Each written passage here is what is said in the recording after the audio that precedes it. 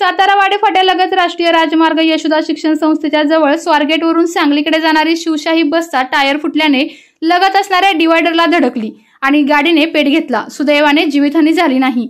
या घटनेची माहिती अग्निशामक दलाला समजल्यावर तातडीने अग्निशामक दलाचे जवान घटनास्थळी दाखल झाले, परंतु बस पूर्णतः जळून खाक झाली होती। सातारा वाडे फाट्यालगत राष्ट्रीय राजमार्गावर यशोदा शिक्षण संस्थेच्या जवळ शिवशाही बसचा टायर फुटल्याने गाडीने पेट घेतला। त्यामध्ये शिवशाही बस पूर्णतः जळून खाक झाली।